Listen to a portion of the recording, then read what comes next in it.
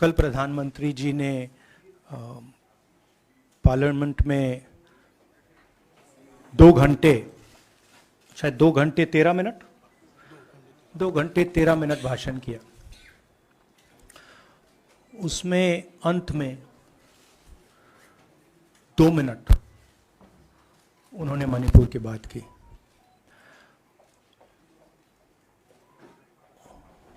मणिपुर में महीनों से आग लगी हुई है, लोग मारे जा रहे हैं,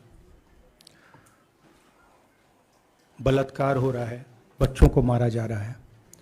और अगर आपने देखा होगा कल, तो प्रधानमंत्री हंस हंस के बोल रहे थे, मुस्कुरा रहे थे, जोक्स क्रैक कर रहे थे, हंस रहे थे।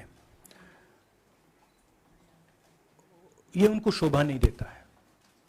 हिंदुस्तान का प्रधानमंत्री, अगर इस देश में हिंसा हो रही है, दर्द हो रहा है, हिंदुस्तान के प्रधानमंत्री को 2 घंटे मजाक नहीं उड़ाना चाहिए।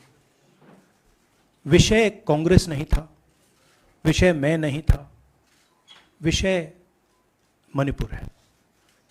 मणिपुर में क्या हो रहा है और उसको एकदम क्यों नहीं रोका जा रहा है, ये विषय है। मैं आपको अपना एक्सपीरियंस देता हूं, जो मैंने शायद अभी तक बोला नहीं, शायद पहले बोल देना था। मैं अब तकरीबन 19 साल से राजनीति में हूं और मैं हर स्टेट में गया हूं। बाढ़ आए, तूफान आए, सुनामी आई थी, हिंसा होती है, हम जाते हैं। 19 साल के एक्सपीरियंस में जो मैंने मणिपुर में देखा और सुना, वो मैंने कभी पहले नहीं सुना था। मैंने पार्लियामेंट में बोला कि प्रधानमंत्री जी ने, अमित शाह जी ने भारत माता की हत्या की है, मणिपुर में भारत को खत्म कर दिया है। मैंने ऐसे नहीं बोला था, ये खोखले शब्द नहीं है। मैं आपको समझाता हूं मैंने ये बात बोली क्यों। जब हम मणिपुर पहुंचे, हम लैंड किए, हमें मणिपुर में दौरा करना था। जब हम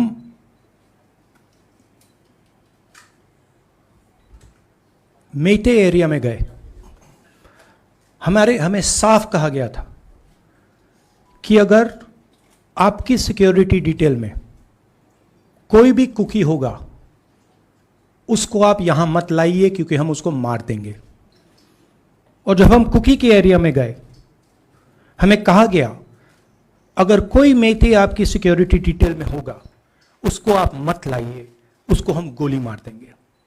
हम जब गए, हमें मेतेज को परे करना पड़ा, हमें कुकीज को परे करना पड़ा। मतलब एक स्टेट नहीं है, आज 2 स्टेट है। स्टेट की हत्या कर दी गई है और उसको चीर दिया गया है। इसलिए मैंने बोला हिंदुस्तान की हत्या मणिपुर में बीजेपी ने कर दी है। और जब मैंने कल प्रधानमंत्री को देखा हंसते हुए, मजाक उड़ाते हुए, मैं समझ नहीं पा रहा था कि हिंदुस्तान का प्रधानमंत्री इस प्रकार से कैसे बोल सकता है। प्रधानमंत्री को यह पता नहीं लग रहा है कि हमारे देश में क्या हो रहा है। छोड़िए, नहीं जाना चाहते हैं, उसके भी कारण हैं, शायद मैं बता नहीं सकता हूं आपको, उसके कारण हैं। मगर अगर जा नहीं सकते हैं तो मणिपुर के बारे में बोले तो।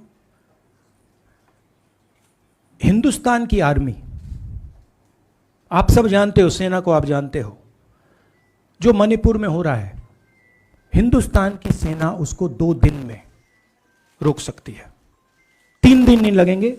अगर हिंदुस्तान की आर्मी को कहा गया कि यह तमाशा बंद करो, 2 दिन में यह तमाशा, ड्रामा बंद हो जाएगा। प्रधानमंत्री मणिपुर को जलाना चाहते हैं, आग बुझाना नहीं चाहते हैं। यह है सच्चाई। अब आप अपने सवाल पूछिए। Would you like me to say it in English? Huh? I watched the Prime Minister of India yesterday speaking for 2 hours, laughing, joking, लगावing naras in the parliament. The Prime Minister would say one line and the entire BJP would shout another nara. You know, the Prime Minister seems to have forgotten that the state of Manipur is on fire and has been on fire for 4 months. Women and children are dying over there. People are being murdered. Women are being molested, are being raped. And the Prime Minister of India is sitting in the middle of the parliament, shamelessly laughing. This is not about Rahul Gandhi. This is not about the Congress party. This is not about the opposition. This is about India. It's about our country. A state has been decimated. It has been destroyed. It does not exist anymore. And it has happened because of the politics of the BJP. Divide and rule and burn. That is why in my speech I said, Bharat Mata has been murdered in Manipur. It's very interesting. For the first time, the words Bharat Mata have been expunged from the parliament. It's an insult to those words. Whatever I said that is wrong. I have said Bharat Mata, which is an idea, which is the idea of India, where everybody lives peacefully, harmoniously, with affection, has been killed in Manipur. It's a fact. So, the word itself now cannot be spoken by the people of India. We cannot say Bharat Mata in parliament.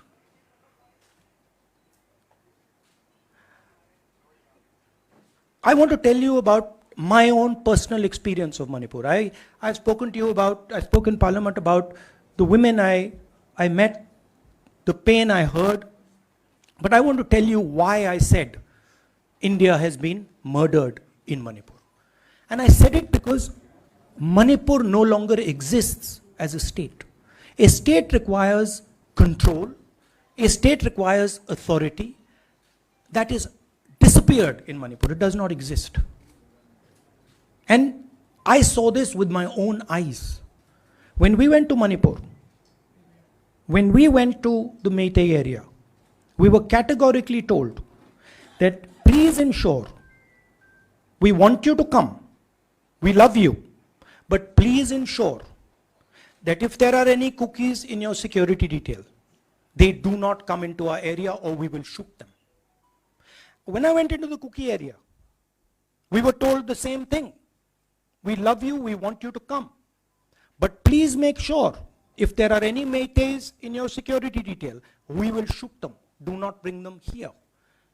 Before going to the Meitei area, we had to remove all cookies from our security detail. Before going to the cookie area, we had to remove all Meiteis from our security detail. When we went there, the security forces, central security forces, told us we have never seen anything like this. We were told it is completely outside our control. Okay? That is why I said Manipur has been murdered by the BJP and the idea of India has been murdered by the BJP in Manipur. I was not speaking metaphorically. I was speaking literally. Now, the Indian army, it will take the Indian army 2 days to put an end to the nonsense that is going on in Manipur. The Prime Minister refuses to stop the fire. He wants Manipur to burn. He allows Manipur to burn. Because if he did want it to stop, there are tools in the hands of the Indian government that can stop it immediately. I know. I have full faith in our army. I know. And every Indian citizen knows that if the Indian army is told, please put an end to this, it will stop immediately. There are reasons for the PM not being able to go to Manipur. I'm aware of those reasons. I don't want to say them publicly. But there are clear reasons as to why the Prime Minister is not going there. That is why we wanted the Prime Minister to speak in Parliament. That is why we wanted Manipur to be on the agenda in Parliament. And what did the Prime Minister do? He ridiculed the state. He ridiculed the women of the state. He laughed at the women of the state. That's the truth. Now please ask your questions. Sanjeev, mic dena yaar. Finally, I just want to say one thing again in English. See, the Prime Minister, when he becomes Prime Minister, he ceases to be a politician. He becomes the representative of the voice of this country. His the politics should be put aside. And the Prime Minister should speak not as a petty politician, as the leader of a political party, but the Prime Minister should speak with the weight of the Indian people behind him. And it's tragic to watch Mr. Narendra Modi. It's sad, because the Prime Minister does not understand what he actually is. He is our representative. He's my representative. He's all our representative. And watching the Prime Minister spend 2 hours talking about the Congress, talking about the opposition, making ridiculous remarks about the name, this really does not do justice to an Indian Prime Minister. I've seen Prime Ministers from the Congress party, I've seen Prime Ministers from the BJP, I've seen Mr. Vajpayee, I've seen Mr. Dev Gowda. None of them have ever done this. There's a complete misunderstanding in the mind of Narendra Modi ji about what the Prime Minister of India is. Rahul ji, you wanted the Prime Minister to speak in Parliament, and now that he's spoken, and you've said that he wants Manipur to continue to burn.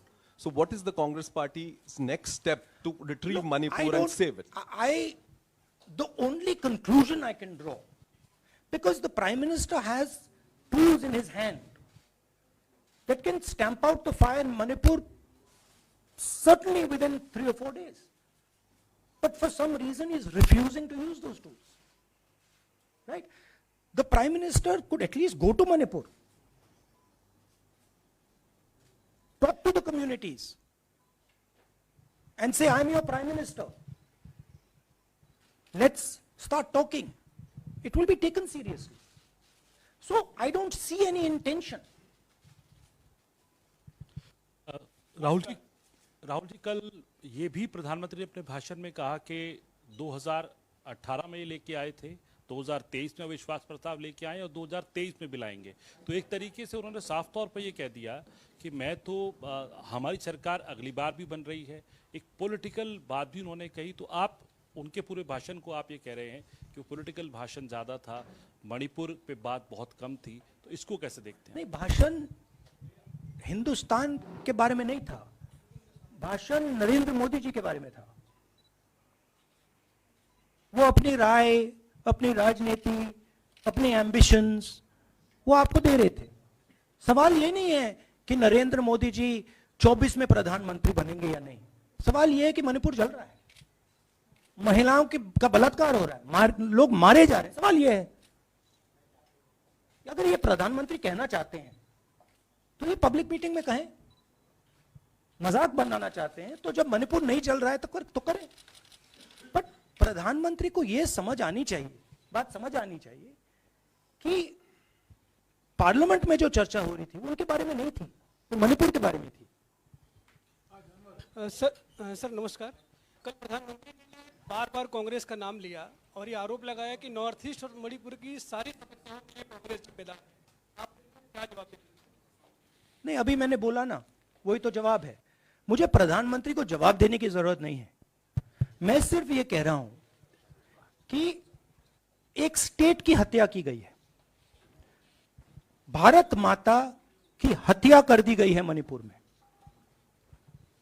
Bharat माता की हत्या मणिपुर में कर दी गई और प्रधानमंत्री लोकसभा में मजाक उड़ा रहे हैं, हंस रहे हैं, नारे लगवा रहे हैं। मुझे क्या जवाब देने की जरूरत है?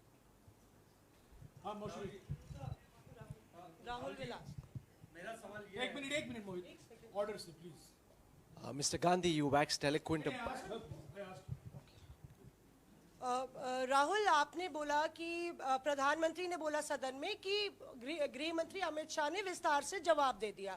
अमित शाह साहब ये कहते हैं कि मणिपुर के सीएम को हटाने की जरूरत इसलिए नहीं है क्योंकि उन्होंने हमारी पूरी बात सुनी और वो कभी भी कोई, हमने डीजीपी चेंज किया, डीजीपी चेंज कर दिया, उन्होंने जो भी प्रशासनिक व्यवस्था हम चेंज करना चाहते थे, इसलिए मणिपुर सीएम को हटाने मणिपुर की सीएम, जब मैं मणिपुर गया, मणिपुर सीएम ने जो मणिपुर में हजारों वेपन्स जो लूटे गए,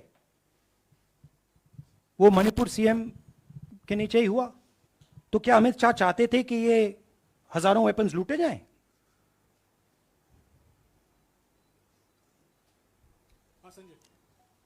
राहुल जी, जो हिंसा चल रही है, क्या अमित शाह चाहते हैं कि हिंसा चलती जाए?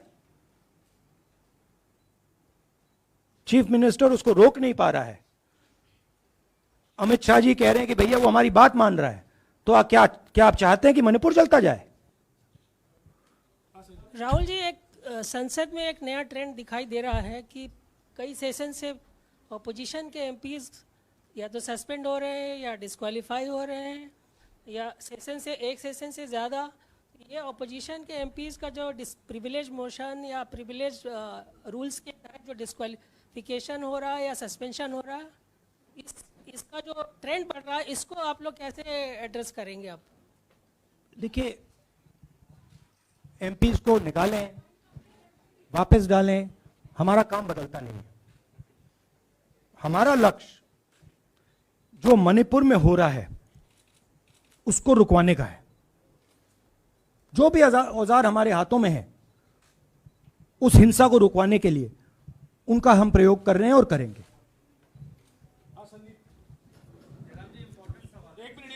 Yeah, Mr. Gandhi, you talked about using the army, deploying the army to control violence. You spoke that in Parliament. You've repeated here. But the BJP has criticized you and even previous Congress governments, saying that we want to solve the issue through dialogue. And they've criticized that in the 60s, in 64, the Mizo National Famine Front was bombed by the Indian Army, by the Indian Air Force. So they said that, they do not believe I have never heard in my entire career, I have never been told anywhere I have been in India that if you take this person as a security officer with you, we will put a bullet in his head. I have never heard it. And I heard it twice in Manipur. That means there is no dialogue in Manipur. There is pure violence taking place in Manipur. The first step is to stop the violence, put an end to it. I point out the army, but what I mean is that the Prime Minister has multiple instruments in his hands. He's not using them. It's been burning for 4 months. He's doing nothing and he's laughing. I'm amazed people can't see this. That he's sitting in Parliament and laughing. Jairam ji, Last question. Jairam जी, मोहित दुबे हूँ news nation से। आपने 37 minute का भाषण। जयराम जी, राहुल जी नहीं, मतलब आप मुझसे जयराम कर रहे हैं या उनसे? राहुल जी, जय सिया राम। राहुल जी, आपने 37 मिनट का भाषण लोकसभा के भीतर दिया और 37 मिनट में सिर्फ आपको करीब 14 मिनट ही दिखाया गया, बाकी आपके चेहरे पे कैमरा नहीं था। और आप मणिपुर गए, मैक्सिमम टाइम आपने मणिपुर के ऊपर बोला। इस परंपरा को आप किस तरीके से देखते हैं? पता नहीं, शायद कॉन्ट्रडिक्शन है। शायद पीएम मेरा चेहरा टीवी पे नहीं देखना चाहते, मगर फिर पीएम मेरी वीडियो के बारे में बात करते हैं। तो पता नहीं क्या है, बट मुझे लगता है शायद उनको मेरा चेहरा टीवी पे देखना अच्छा नहीं लगता। कोई प्रॉब्लम नहीं है। जो मैंने बोलना था, देखिए, मुझे अपना काम करना है। मैं जानता हूं कि मीडिया पे कंट्रोल है, लोकसभा, राज्यसभा, टीवी पर कंट्रोल है, वो उसके बारे में मैं कुछ ज़्यादा नहीं कर सकता हूँ, मगर मुझे अपना काम करना है। मैं अपने काम को करता हूँ। जहाँ भी भारत माता पर आक्रमण होगा, वहाँ मैं आपको खड़ा मिलूंगा, भारत माता की रक्षा करते हुए मिलूंगा।